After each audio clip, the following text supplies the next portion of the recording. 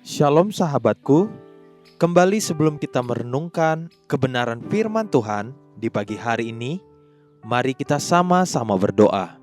Bapa kami yang ada di sorga, terima kasih ya Tuhan untuk pagi hari ini. Kami sungguh mengucap syukur untuk kebaikan-Mu di dalam kehidupan setiap kami. Sekarang kami ingin kembali untuk mendengar dan belajar tentang kebenaran firman-Mu. Terus berikan setiap kami hati yang rindu untuk belajar dan terus melakukan kebenaran firman-Mu ya Tuhan. Amin. Pagi hari ini, kita akan kembali merenungkan kebenaran firman-Nya dengan tema Jalan Hidup Orang Benar. Mari kita buka Alkitab di dalam kitab Yesaya pasal 26 ayat yang ke-7. Demikian firman Tuhan. Jejak orang benar adalah lurus, sebab engkau yang merintis jalan lurus baginya. Apabila kita memperhatikan firman Tuhan ini dari terjemahan lain, maka kita akan dibuat lebih memahami tentang jejak orang benar. King James Bible Version menuliskan demikian. Isaiah chapter 26 verse 7 KJV. The way of the just is uprightness, though must upright, those wake the path of the just. Perhatikan kata yang digunakan oleh King James Bible untuk melukiskan jalan orang benar. Tidak dikatakan jalan yang lurus dalam arti harafiah, tapi jalan yang uprightness. Dan itu dikarenakan Tuhan adalah yang paling upright. Jadi jalan orang benar persis sebab meniru jejak Tuhan dan karakternya. Uprightness diterjemahkan sebagai kondisi atau kualitas manusia yang hidup terhormat atau jujur dan yang secara moral, pikiran, dan perbuatannya benar adanya. Inilah kualitas karakter Tuhan sendiri. 1 Petrus 2 ayat yang ke-22 melukiskan tentang Tuhan Yesus demikian. Ia tidak berbuat dosa dan tipu tidak ada dalam mulutnya.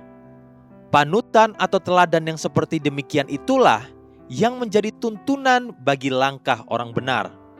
Ke arah kebenaran sejati itulah langkah-langkah orang benar. Jalan hidup orang benar pada satu ketika akan benar-benar berbeda dan sangat nyata perbedaannya. Bahkan seperti tidak masuk akal. Coba perhatikan apa yang firman Tuhan ini katakan. Amsal pasal 4 ayat yang ke-18. Tetapi jalan orang benar itu seperti cahaya fajar, yang kian bertambah terang sampai rembang tengah hari. Kita tahu titik rembang tengah hari adalah titik paling terang di sepanjang hari. Titik itu berada di pukul kira-kira jam 12 siang, ketika sedang begitu terangnya cahaya matahari di atas kepala. Namun rembang tengah hari bukanlah titik akhir untuk hitungan satu hari. Hitungan satu hari bagi orang Yahudi itu dimulai ketika matahari mulai terbenam, yaitu sekitar jam 6 sore. Itulah titik awal dimulainya satu hari di hari itu.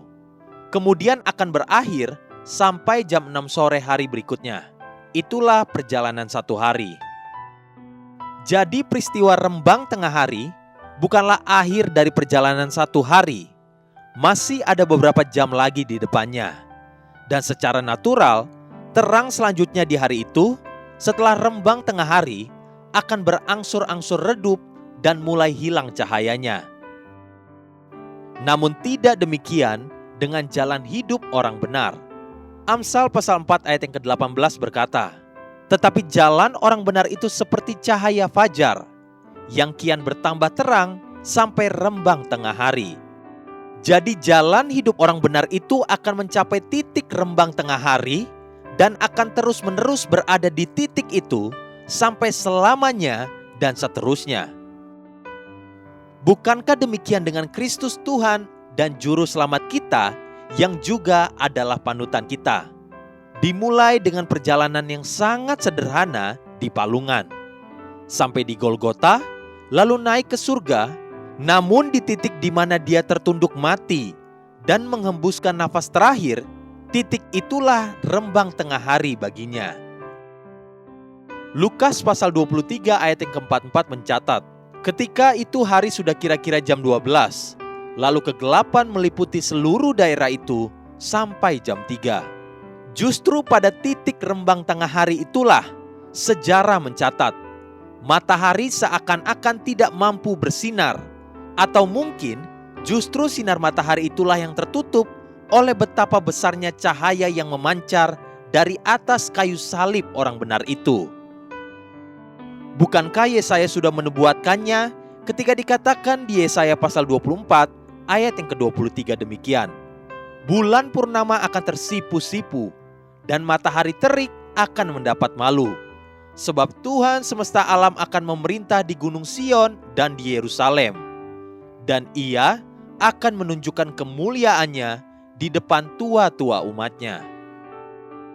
Sejak kira-kira jam 12 rembang tengah hari itu sampai saat ini, cahaya kemuliaan Tuhan tidak pernah larut dan pudar. Itulah jalan hidup orang benar. Haleluya. Sahabatku, mari kita sama-sama berdoa. Terima kasih Bapa Surgawi untuk kebenaran firman-Mu. Terus mampukan dan terus ingatkan setiap kami ya Tuhan, agar kami terus hidup di jalan yang benar. Amin. Jesus loves you and so do I.